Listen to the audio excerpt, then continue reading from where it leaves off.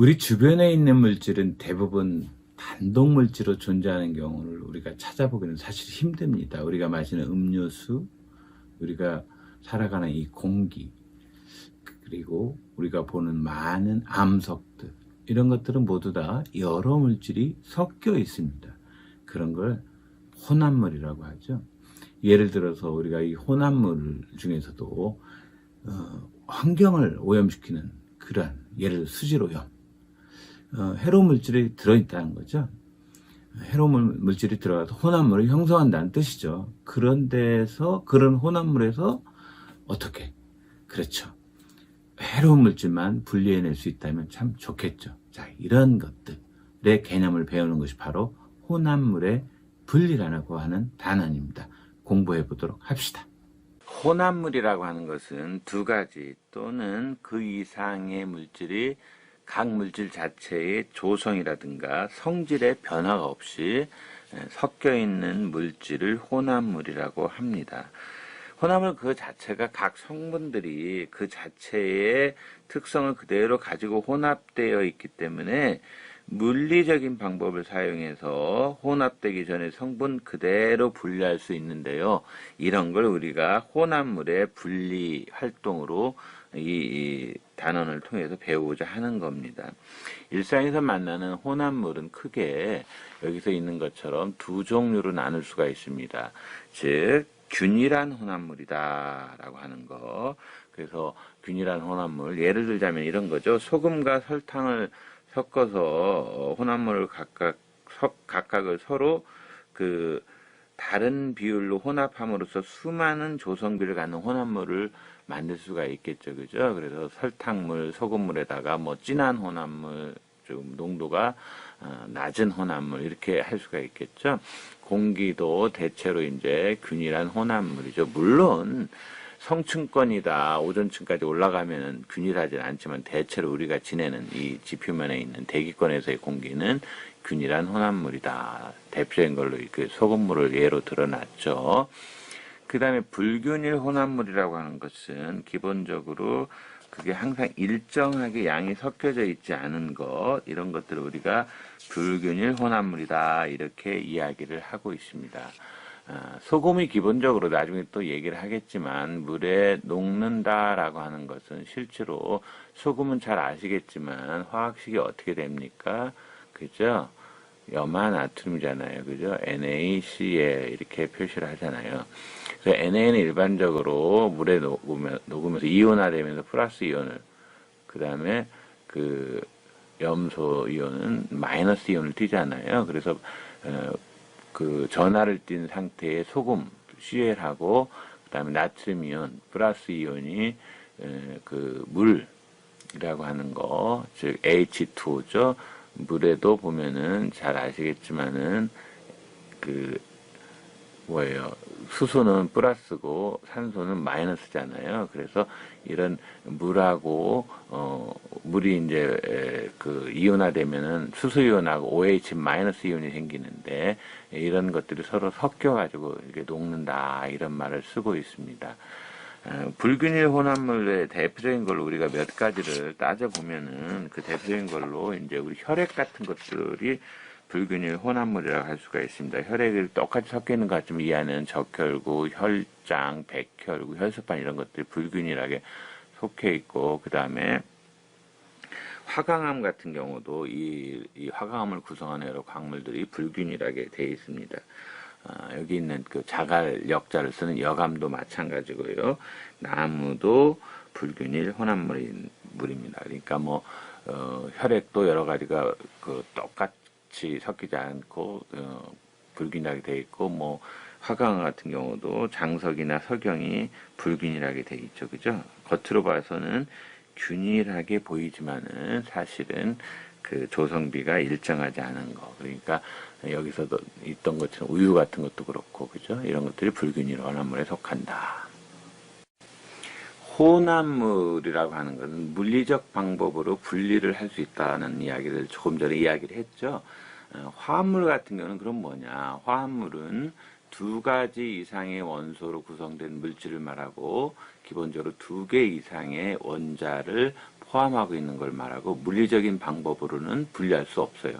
그러나 화학적으로 결합된 상태이기 때문에 그 화학적으로 분해를 할 수가 있죠. 그리고 동일한 질량비로 더 간단한 물질로 화학적으로 분리를 할 수가 있습니다. 예를 들어 보면 물은 전기 분해를 통해서 여러분들 화면에 보시면 물 H2O가 있죠. 전기 분해를 통해서 수소와 산소를 나눌 수 있고, 그 다음에 오른쪽에 있는 암모니아는 질소와 수소가 결합이 되어 있는 거니까 나눌 수 있고, 그 다음에 염화나트륨은 염소와 나트륨의 화합물이죠. 그죠?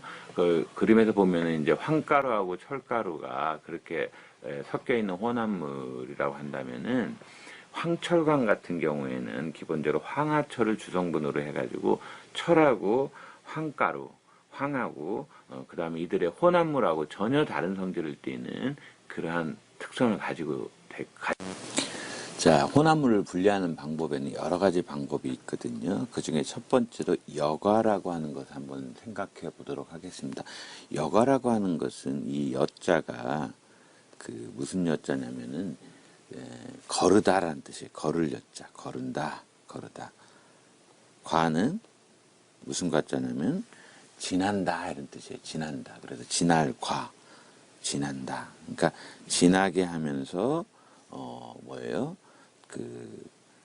뭘 걸러내는 걸 말하죠. 그래서 고체와 액체의 혼합물은 고체가 만약에 액체에 녹는 경우하고 녹지 않는 경우로 나눌 수 있는데요.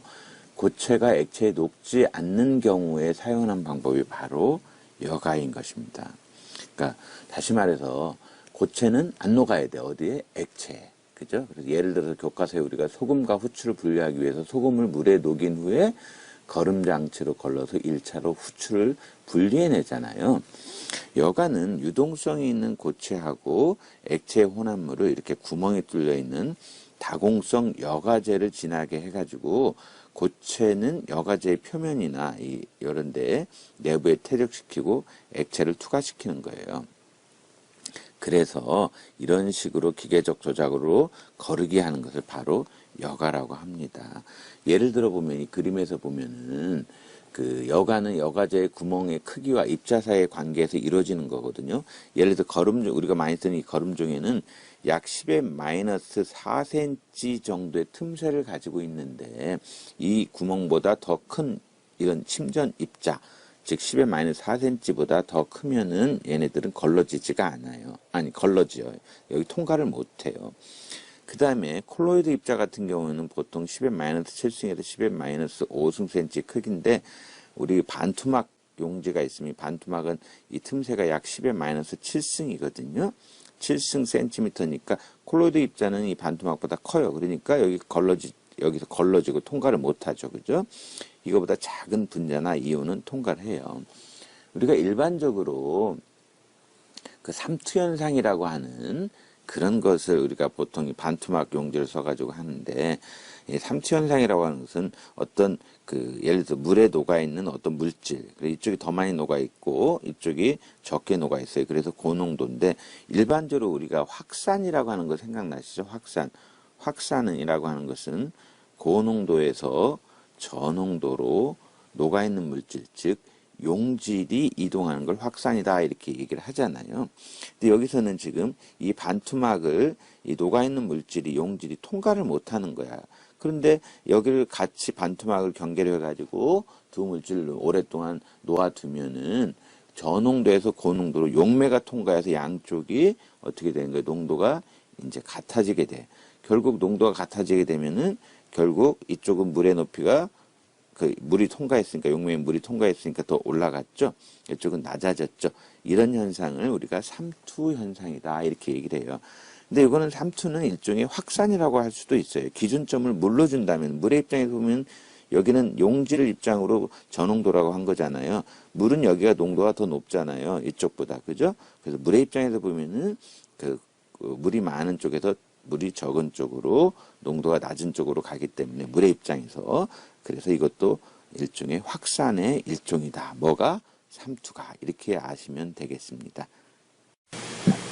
자, 이번엔 두 번째로 증류라고 하는, 소위 우리가 분별 증류라는 말을 많이 쓰는데, 증류라고 하는 것에 대해서 알아봅시다. 증류는 서로 잘 섞여 있는 두 액체의, 뭐, 세 개도 괜찮죠. 아무튼, 액체의 혼합물에 끓는 점의 차이를 이용한다. 끓는 점의 차이를 이용해서 분리하는 방법이죠. 그래서 여기에는 이제 단순한 증류하고 그 다음에 분별 증류가 있는데, 증류에는 단순한 증류는 두 액체의 끓는 점의 차이가 클 때 사용하는 방법이라고 할 수가 있습니다. 여하튼 뭐 단순 증류든 분별 증류든 분별하는 건 마찬가지죠, 그죠? 그래서 뭐 분별 증류 같은 경우는 일반적으로 끓는 점의 차이가 있기 때문에 끓는 점이 낮은 성분이 먼저 끓게 되겠죠. 그래가지고 먼저 빠져나오고 끓는 점이 높은 성분이 나중에 나오는 그런 차이를 이용하는 겁니다. 장치를 보시면은 이 그림에서 알 수 있듯이 여기서 보면은 이제 이런 삼각 그 둥근 플라스크에다가 깨진 유리 조각이나 유리 도관을 뭐를 이제 막 이제 끓이게 되면은 끓는 점이 낮은 애부터 먼저 올라가겠죠. 그래서 다시 기체 상태가 되겠죠. 이거를 냉각기 물로 식혀주면은 여기를 통해서 여기 따로 모으겠죠. 그래서 그 물질, 끓는 낮은 물질을 먼저 이렇게 모을 수가 있습니다. 실제로 이제 물과 에탄올을 한번 보면은 물과 에탄올 분별 증류로 분리할 경우 순수한 물은 보통 여기 있는 것처럼 몇 도, 100도씨에서 끓고 그 다음에 메탄올은 여기 잘 안 나오지만 요 정도, 이게 몇 도 정도 되냐면 64.7도씨 정도 됩니다. 64.7도씨 정도에서 끓습니다. 그러면 이 장치에다가 이제 여기에다가 물과 에탄올을 집어넣었다. 물과 에탄올을 집어넣으면은 먼저 뭐가 나온다고? 메탄올이 먼저 끓어 나오겠죠. 그런 다음에 물은 더 가열하는 온도가 100도씨 될 때 끓어 나오기 시작하죠. 그걸 이제 그래프로 표시한 게 이겁니다. 여기 보면은 처음에는 온도가 점점 올라가다 64.7도씨 이상의 온도에서는 기울기가 급격히 작아지죠. 그죠? 이거는 바로 뭐예요? 메탄올이 끓어서 기화가 되는 구간이에요. 그죠? 기화되는 상태 변화 구간이잖아요. 이때 나오는 기체를 액화시켜서, 액화는 이런 방법으로 액화시킨다는 뜻이겠죠. 액화시켜가지고, 이렇게 여기서 쉽게도 여기서 그럼 메탄올이 먼저 어떻게 됩니까? 모아지겠죠. 그죠? 그 다음에 다시 온도가 급격하게 올라가죠. 그죠? 모두 기화한 후에 물에 여기가 급격히 올라가는 건 물의 온도가 올라가는 상황이죠. 그래서 100도씨가 되면 물이 기화하기 시작해서 이때는 메탄올이 거의 없는 순수한 그런 것을 우리가 얻을 수가 있겠죠. 전통적으로 우리가 뭐 소주 내린다 그러죠. 소주 내리는 것도 마찬가지예요. 소주 내리는 것도 메탄올이나 이런 알코올이 약 65도 정도에서 올라오니까 소주에 있는 거는 메탄올이 아니라 에탄올이긴 하죠. 에틸알코올. 이런 소주를 통해 가지고 그 소주하고 물이 섞여 있으면은 몇 번 증류를 반복하면은 농도가 올라가겠죠. 일반적으로 효모에 의해서 그 알코올 도수 자연적으로 되면 약 최대로 해봤자 뭐 14도 알코올 도수 14도 15도 정도밖에 안 되는데 우리가 비싼 양주 같은 걸 보면은 막 40도 그러잖아요. 이런 거 여러 번 거쳐서 만들었다는 걸 알 수가 있습니다. 자, 이번에는 증발에 의해서 재결정을 시키는 그렇게 해서 분리하는 방법을 또 생각해 볼 수가 있겠습니다. 우리 증발하면은 염전이 생각이 나죠. 그 바닷물을 가둬놓고 햇빛에 의해서 물이 증발되고 나서 거기에 소금 결정이 생기도록 하는 게 바로 염전이잖아요. 그래서 일반적으로 이제 재결정이라고 하는 것은 고체가 액체에 녹는 경우에 먼저 물을 녹인 후 물에 녹여요. 그 다음에 증발을 이용해서 액체를 증발시켜 고체를 얻는 방법이죠. 여기 뭐 재밌게 그림을 그려놨지만은 증발이라고 하는 것은 계속 사실 막 끓이지 않아도 증발이 액체 표면을 통해서 계속 일어나잖아요. 그거는 이제 물질의 분자가 끊임없이 운동하기 때문에 그러는 건데요.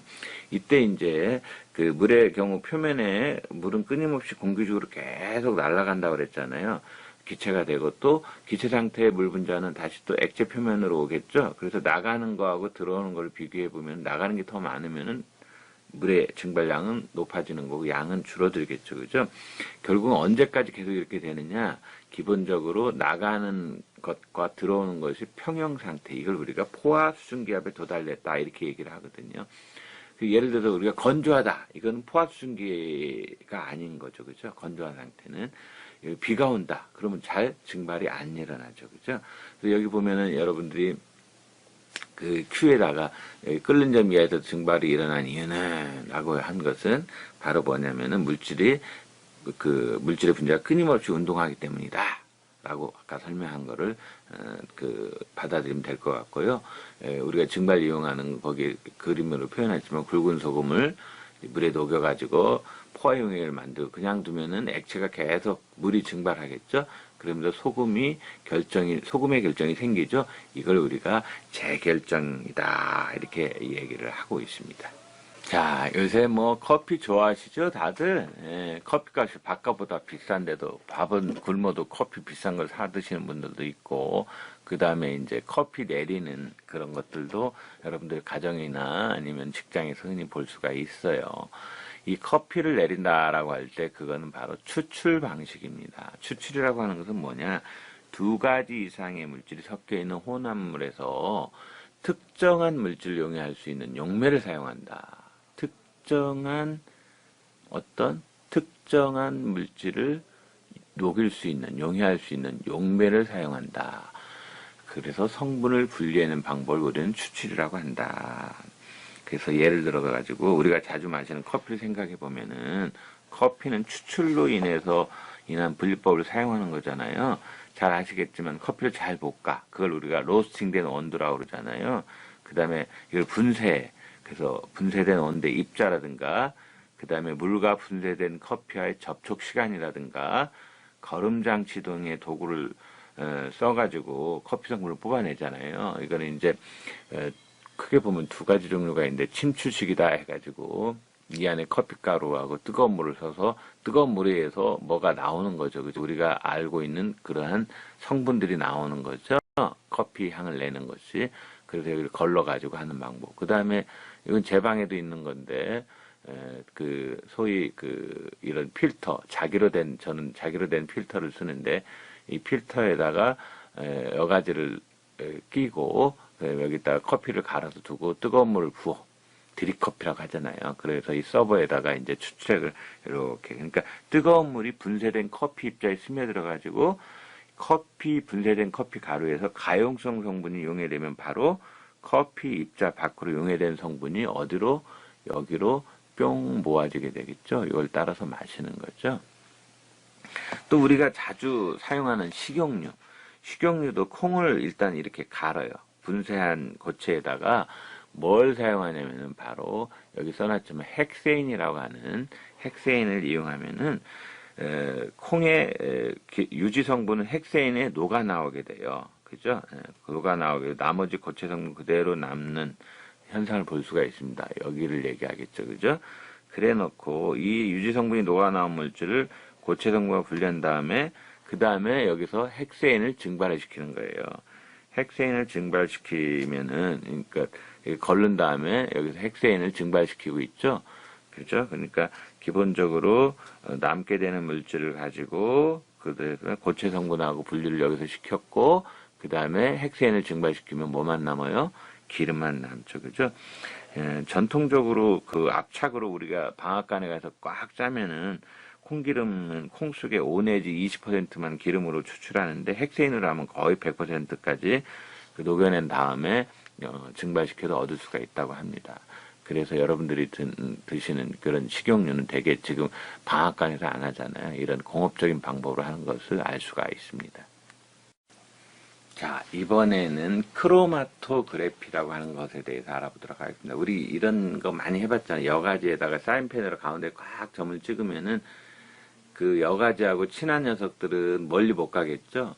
덜 친한 녀석들은 멀리까지 이동하겠죠. 그러니까 여과지의 성분하고 친화력이 높은 색소는 조금 이동하고, 그 다음에 친화력이 좀 낮은 색소는 멀리 이동하면서 이 사인펜 안에 있는 색소들이 분리되는 현상을 우리가 많이 봤을 겁니다. 바로 그런 게 크로마토그래피입니다.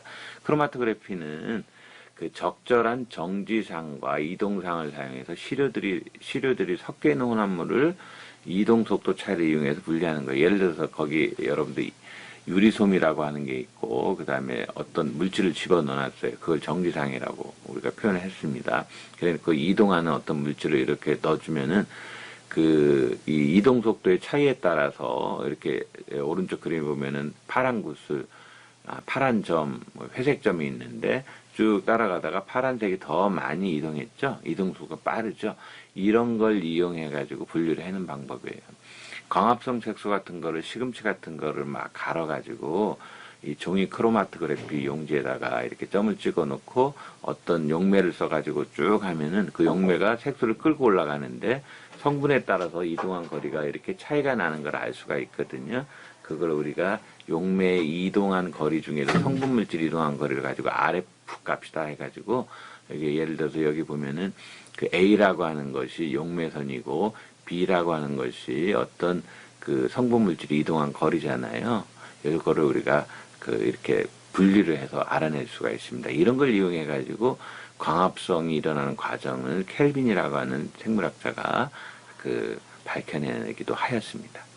우리 일상생활에서도 많이 먹는 것이 두부죠. 그 다음에 우리 이 활동에서 두부 만들기가 있는데, 콩 속의 단백질이 두부가 어떻게 되는가, 그 원리를 한번 보도록 하겠습니다. 기본적으로 두부를 만드는 것은 염석이라고 하는 현상을 이용하는 거거든요. 그럼 염석이라고 하는 게 뭐냐? 콜로이드 용액에 다량의 어떤 전해질, 플러스 이온, 마이너스 이온을 생각하면 됩니다. 전해질을 넣어서 콜로이드 자체를 엉기게 하는 걸 우리가 염석 현상이다, 이렇게 얘기를 합니다. 그 그림을 보면은, 자, 마이너스로 되어 있는 그러한 콩에서 추출한 주요한 단백질인 글리신이 있어요. 여기에 간수를 넣잖아요. 간수는 플러스 이온을 띠고 있는데, 이걸 넣어주게 되면은 양이온하고 음이온이 흡착이 되면서 응집이 일어나요. 그러면서 침전이 일어나죠. 이런 걸 우리가 염석이다 그래요. 자, 그러면 콜로이드라고 하는 게 뭐냐? 콜로이드는 용질의 입자 크기가 2나노미터에서 1000나노미터 사이에요. 이거보다 더 작은 거를 우리는 용액이라고 그래요. 나노미터가 10의 마이너스 9승미터니까, 즉 1미터를 10의 9승 등분한 거니까, 천 같은 경우에는 10의 6승 마이크로 정도까지 되죠. 그러니까 용액보다 입자가 훨씬 크다는 걸 알 수가 있겠죠. 보통 이제 우리가 또 간수로 사용하는 것은 두부를 응고시키는 걸로 염화칼슘, CaCl2죠.